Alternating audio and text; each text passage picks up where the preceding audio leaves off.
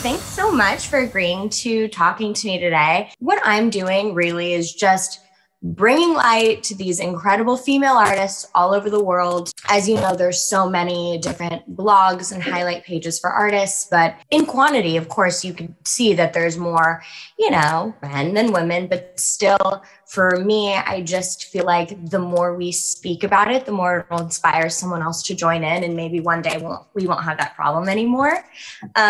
So again, thank you so much for saying yes and spending some time with me. My pleasure.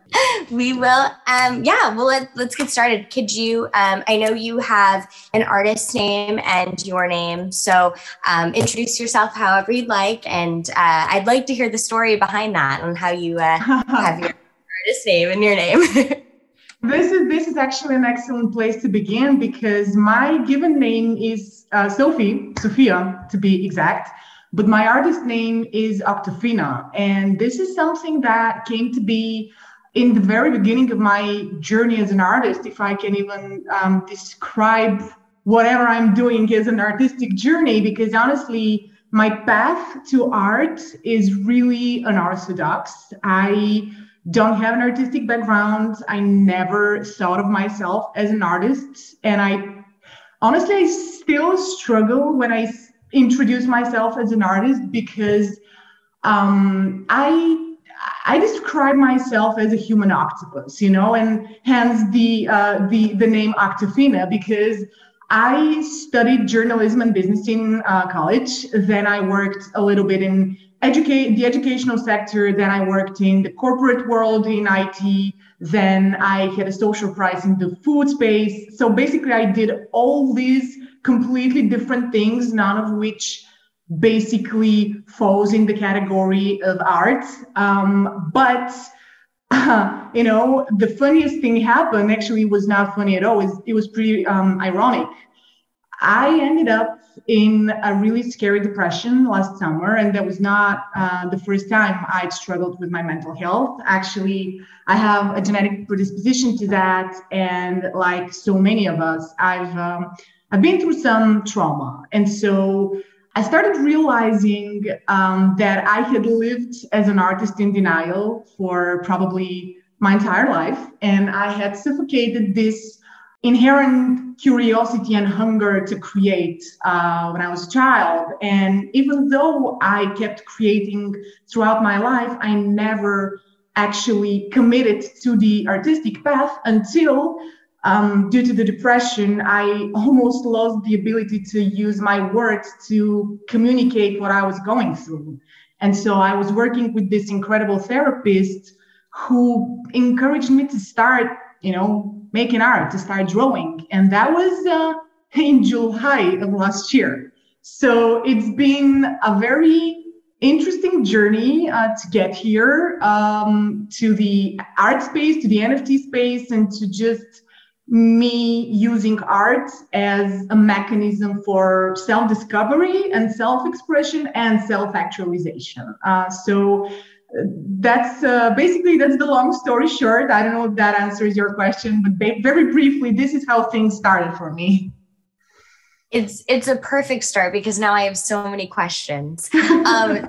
That's incredible to have found your voice through art in such a dark time in your life. I feel like that story is very common, where people find music and different forms of art in really low times.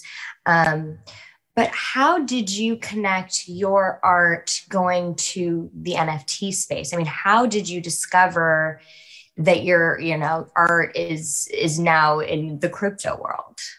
So that's obviously an excellent question. And the way I learned about the NFT space was really accidental. I am obsessed with the Tim Ferriss show. This is my favorite podcast, and it single-handedly changed my life.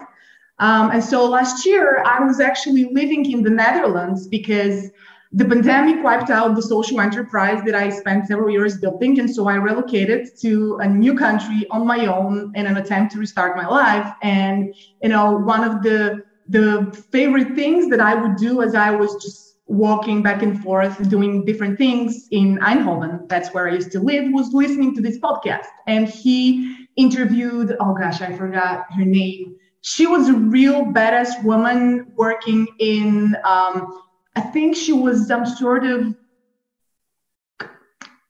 I think she used to work with FBI or whatever, doesn't really matter, but she started talking about this NFT thing. And that was February, I think, of last year. So it's been a year since I first heard about it. But at the time, I wasn't yet creating art. The extent to which I can say I was being artistic was that I used to draw with food. Because like I mentioned, my social enterprise was in the food space. And so when the pandemic wiped out my practice, I got really anxious. I just needed some sort of outlet, and I could not, for the love of me, just sit down and meditate.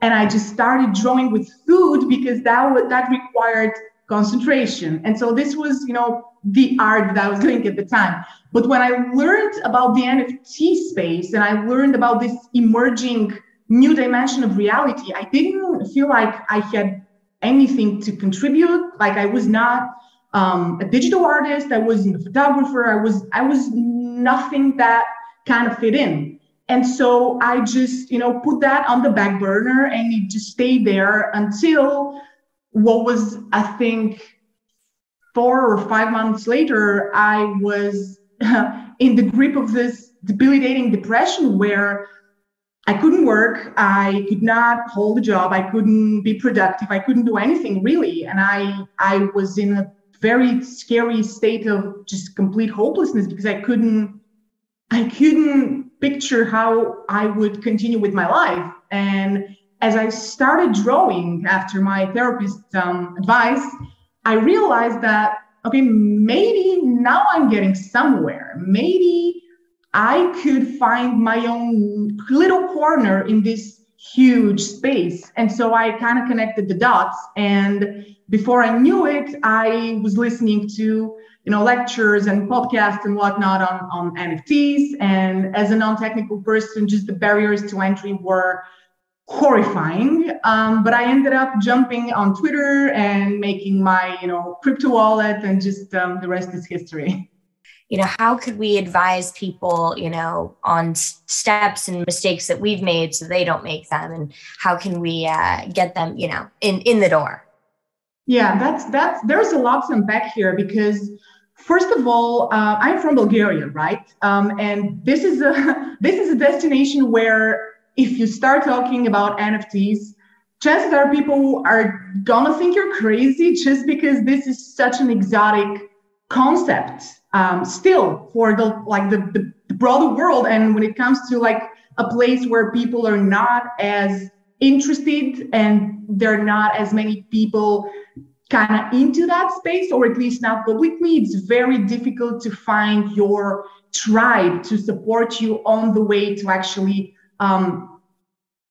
getting the knowledge to start making your first steps confidently. So for me, it was just extremely difficult to find content, information that is structured, that is presented in a way accessible for non-technical people, and also just coming from a place where I could not afford to pay for gas. That was a whole separate issue. So it's multi-layered. There's so many different things because there's a ton of information out there. And this is wonderful, but also it is so overwhelming and it's so difficult to figure out where to begin that it's very easy to quit. And so what I think we need is a very structured way and a very accessible approach to explaining these complex concepts so that people who don't have such background can start learning and understanding how things work so that they can then educate themselves on what the technology allows us to do. Because I feel like there's a huge misconception as to what NFT is in the first place, because what we read in media, these loud headlines about JPEG selling for multiple millions of dollars.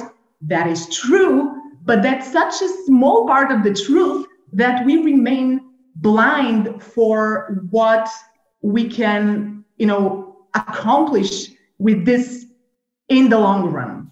So it's a very hairy subject, it's something that we still have a long way to go to figure out, I think. I love that you said that it's multi-layered, because it's multi-layered across the board with entering the space, with understanding the space, and drowning out all of the noise that you do hear in the media. NFTs are scams, or they're only for the rich, they're only for the elite, when you and I know that there's such a marketplace within NFTs that can help smaller artists, that can help emerging artists, that can create such a community around these artists that really didn't exist before. And it's so exciting that we're so early on to this. I mean, you said you've been doing this a year now, and of course in the NFT space it feels like 10. But for the outside world, let me just tell you, sorry to interrupt. I've been in the space since October, and it feels like, I don't know, forever. So the space-time thing works differently when it comes to NFTs. 100%. I mean, it moves so fast, and you have to understand so many things so quickly. And I like that you mentioned before, if we had a structured way of presenting this to people, where if they do come into confusion, they can go back and be like, okay, well, what happens if this happens? It would be so amazing to have something that people could, a glossary that they could refer to, or a chat box that they could go in and just be like, what does this mean? This came up because I run into, and I am not an expert in this space. I am just obsessed with it. And as you said earlier, it's between the tech and what it can do for the future. And if you can just understand a little bit of it, it's exciting. And I think that just the more that we can have these conversations and people see that you and I are real people, you're someone with a real incredible story that brought you to this art space, someone that can go and speak on these things and, create your own NFT that allows you to travel and speak to audiences and share your stories, and us to be involved in your art and your story and your future, to invest in you and whatever is, what that means for Sophie and Octophina.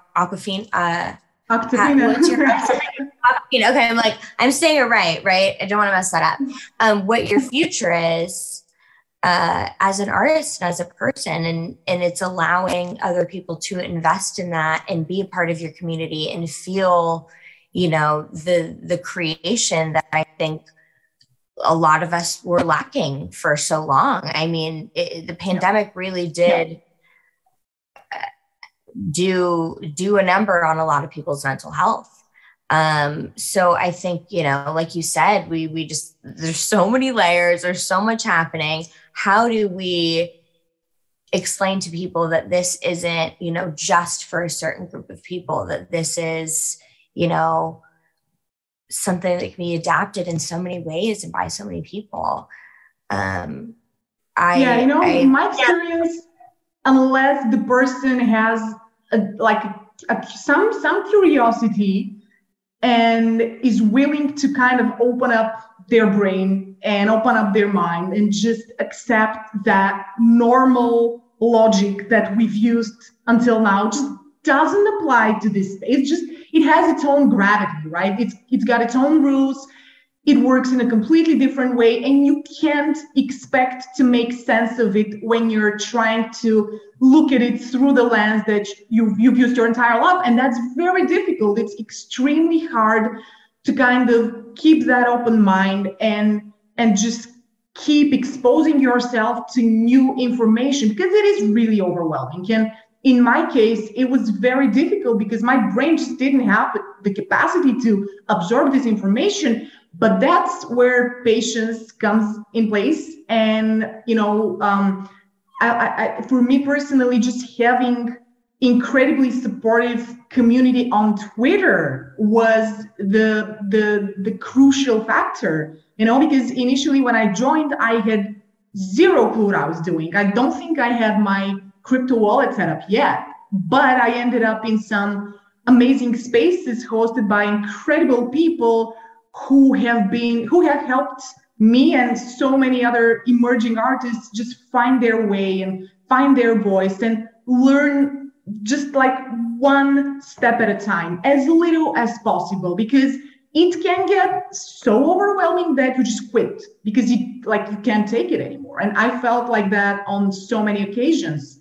But I feel like just, eventually I think this is something that we gotta have as a system taught in schools or a subject or whatever, because being able to understand this is like being able to use the internet or just like a computer, basically.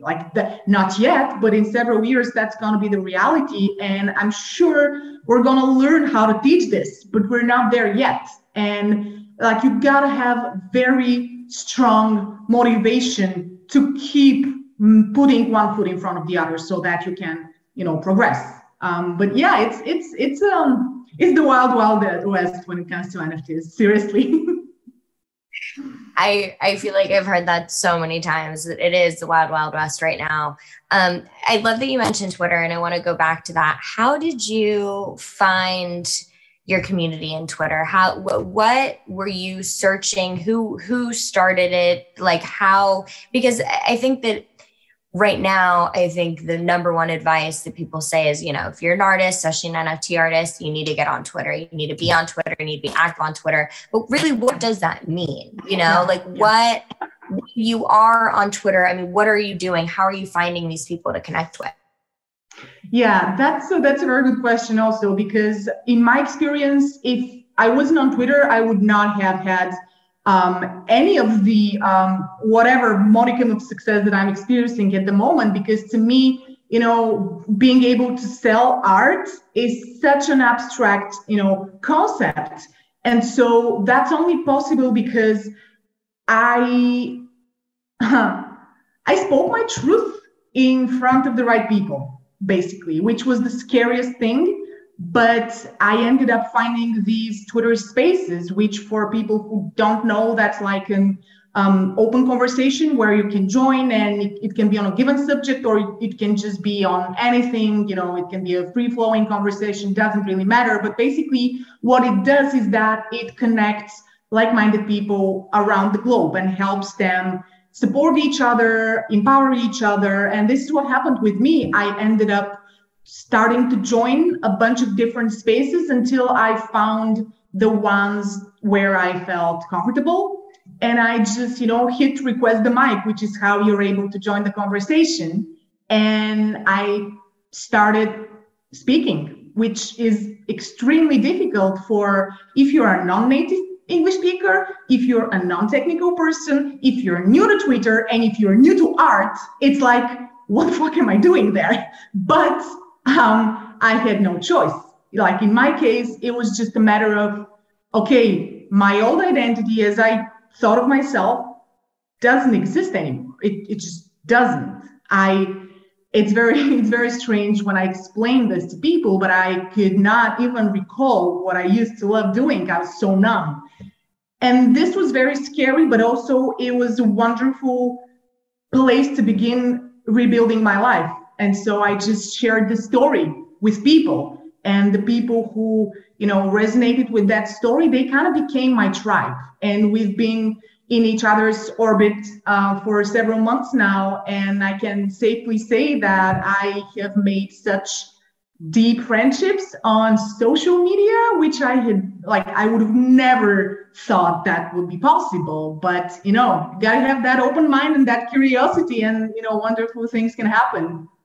There's a lot of people that, are scared to speak or ask questions. And I still, encourage them to just be in the room, follow the people that are in the room, follow the speakers, go look at people's art. I think that,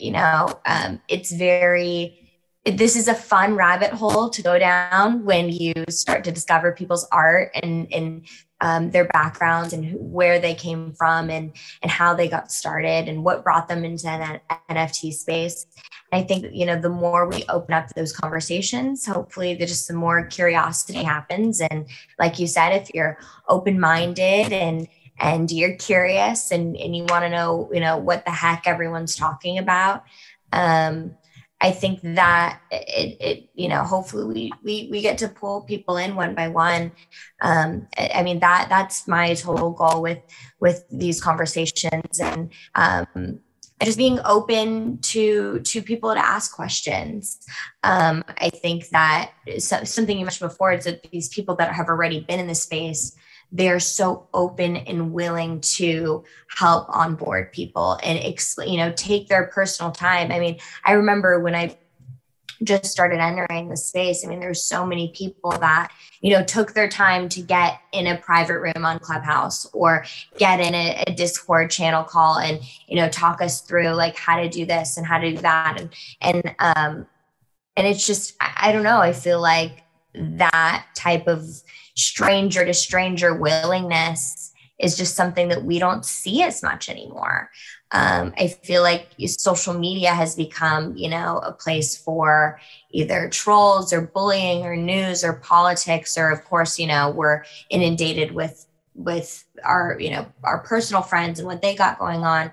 And I feel like entering the NFT space gave us like a little hub away from all of that, but still being able to use socials to connect. It's been really interesting the way the last year has been with the NFT space. And I'm curious at you mentioned this is going to be something just like knowing how to use a computer or using your cell phone. I totally agree. I think that there was a time that people were like, email, I'm not going to email you. Now we email the same way we would send a text. We email over a phone call. We're emailing our important documents. It's completely just second nature. And I totally agree with you that we will get to that point. But I'm curious, with the way things have been progressing, I mean, what kind of timeline do you predict? I mean, how long do you think it'll take before our smartphones already come up with a crypto wallet on it? Honestly, I really would not make any predictions because things are changing so fast that it's just unrealistic to try to predict things that are just moving like that. So I don't know. I'm just like you. I am waiting to see how fast things are going to develop because I am still in the very, very beginning of my journey, and I know just enough to be in the space, and I still feel extremely intimidated by the technology, and there's still so much to figure out. So I'm also, impatiently waiting for a more kind of down-to-earth approach so that we can all benefit from learning about this in a non-intimidating way. So I don't know, hopefully within a couple of years, there's going to be I don't even know how to call that, just a general kind of accessible way for people, either through YouTube, although there's, like I mentioned earlier, there's so much content out there already, but I feel like we just need something that's tailored to people who are terrified of digging deep, because for me, that was the case. Like I could not just consume all that. And I know so many people are feeling the same way. So, hopefully sooner rather than later. It's so overwhelming. It's so much information. And yeah, I think that hopefully people, they find their favorite podcast or their favorite YouTube channel and they stick with it. But who knows, there might be something that comes out that it is, a search engine just for NFTs, or a social media platform that is dedicated to teaching. I'm sure someone's working on something somewhere. My team, we have a social media page where we post just definitions of certain words in English and in Spanish, like very basic, definitions, like in the beginning of your crypto journey. Hopefully that's something that could help eventually too. But yeah, I mean, my goal is just to open up these conversations and kick people's curiosity and show them that, like, anyone can join, artists of any form. I mean, I loved seeing that about you today, that you have so many different forms of art that you do, and they mean different things. And going back to your art, what would you say your goal is, with your art in this space? I mean, what's your timeline look like with what you want to do? I never really planned to embark upon this journey. And I feel like the more I try to have some sort of blueprint of how my path is going to develop, that kind of stifles my growth. And so for me, art is just my own journey of healing, of growth, of transformation. It is just a path to self-empowerment that works for me, just because I've tried so many different things. I read all the self-help books. I listened to all the podcasts. I did training. I did all of that. I'm a millennial, right? I know how to grind. I know how to push. I know how to punish myself. Like, I'm a master at that. And I realized I lack, and it's very, very difficult to admit, but I lack basic self-respect to actually be kind with myself, be patient with myself, and just let things develop with their own pace instead of forcing them just because I have some sort of agenda. So honestly, I have no agenda. I'm just going with the flow, something I've never done in my life. And for the first time ever, I'm actually not embarrassed by that. I am excited by that, because going with the flow helped me discover this artistic nature in me, which is how I ended up here. So I'm just letting my curiosity and my hunger to create and to use any artistic medium as a way to understand myself better. I'm letting this guide my journey. And so I have no idea where that's going to take me, but I've realized that the less expectations I have, the better the results that I get, which is counterintuitive. It's not what you hear often, but that works for me. And so that's what I'm doing. Would you say that happened over time, or was there something that you woke up one day and there was a click that was like, oh, I don't have that weight on my chest right now? Oh my God, I have the weight every single day. I wake up with the weight every single day. I wake up anxious. I wake up terrified. I struggle with so many things that so many people struggle with. I struggle with, my sense of self-worth, with my self-image, with the way I talk to myself, and that comes after over a decade of continuous grinding and pushing and just chasing other people's dreams, because that's the environment we exist in. Social conditioning and peer pressure can push you to a place where you can no longer recognize yourself. Because, I was on the Forbes 30 under 30 list. I was on a TEDx stage. I did all the things. I was on, all national media in Bulgaria, and I ended up broke, depressed, and unwilling to be alive. So probably what we are told means to be successful works for some people, but it just didn't work for me.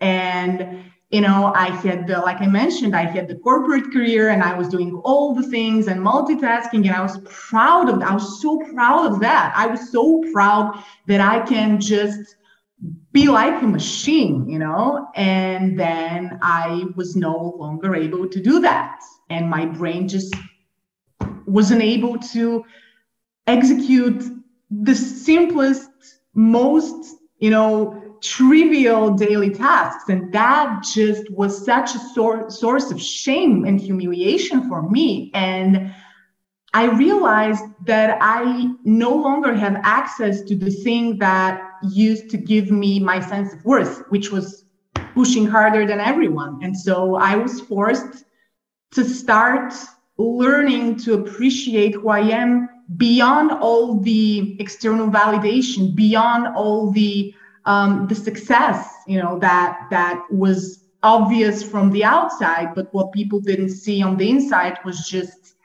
really toxic. It's this process of reevaluating how I exist in the world took several years to kind of begin.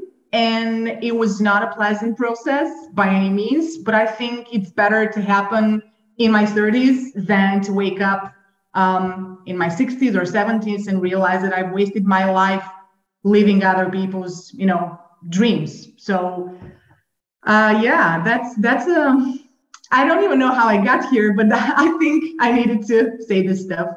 I think you did too, because touched on something that hit me so much. I'm like at loss for words. I think that so many people feel that way, and they don't know why, and they don't know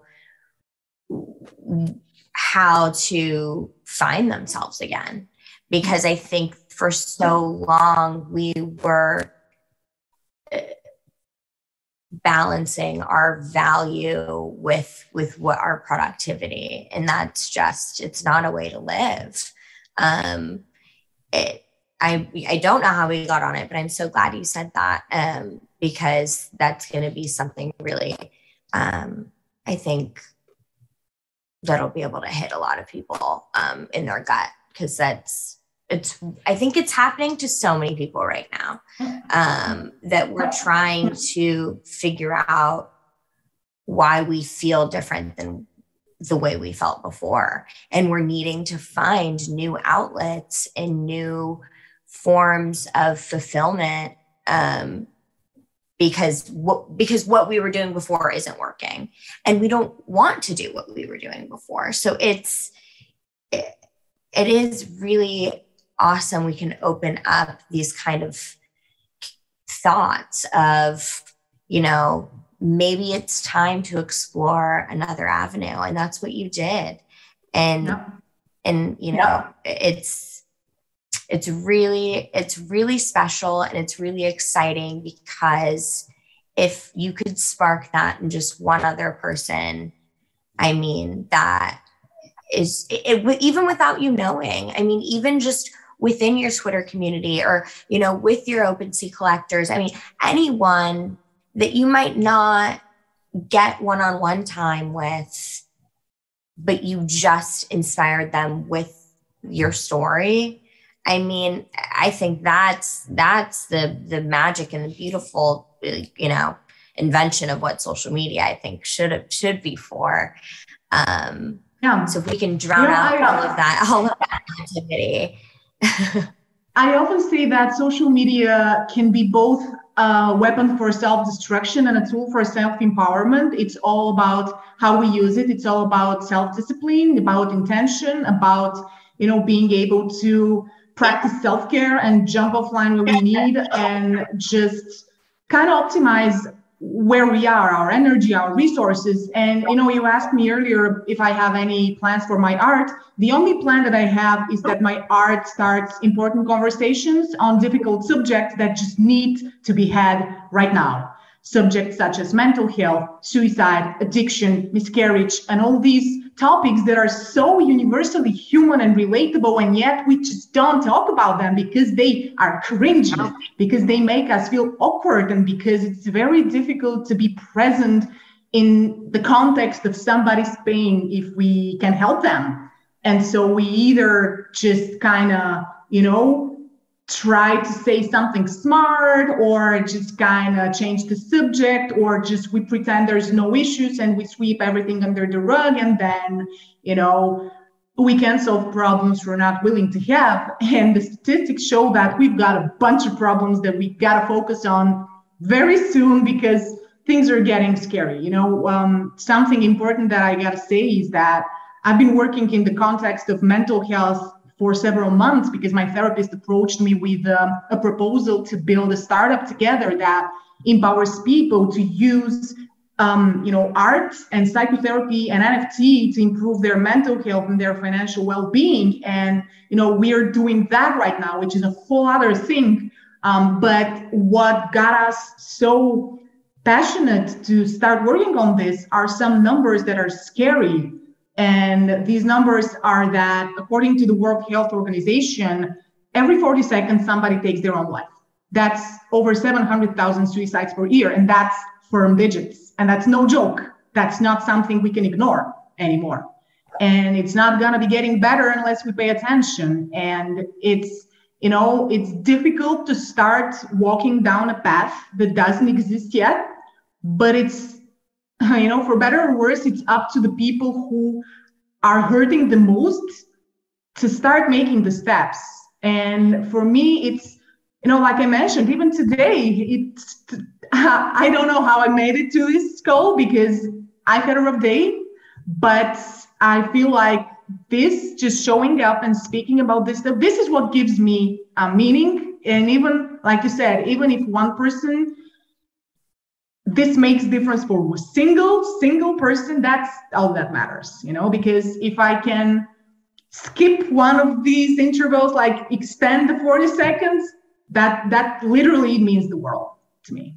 I'm so excited for what you're building. I think that mental health is such like you said, a cringy conversation or a taboo conversation. A lot of cultures, they still don't like to acknowledge it. They still don't like to,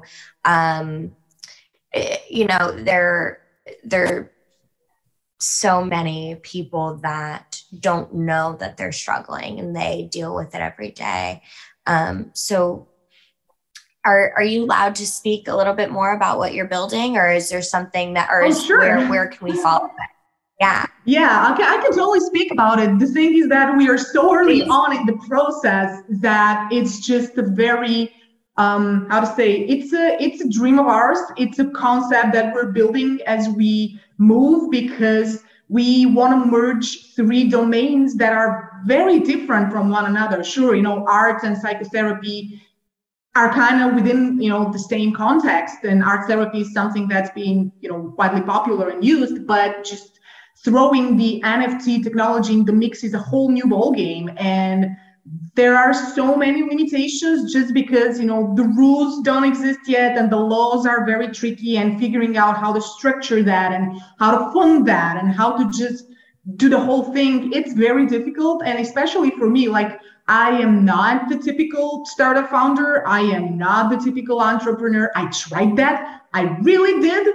Just doesn't work for me. Not like it would work for somebody who, has the superpower. But for me personally, what I realized was that modeling what's possible when you combine these things and just being the living proof of concept is how I can best, contribute and advance this cause. So that's where we're at. We're talking to, potential investors, to mentors, to people from different domains, and we're trying to figure out how to go about this because, like I said, it's just a very strange journey and it's scary in many ways, but seeing what's possible and seeing how much, how big the need for this is, that just keeps our pulse beating, our heart beating. We're just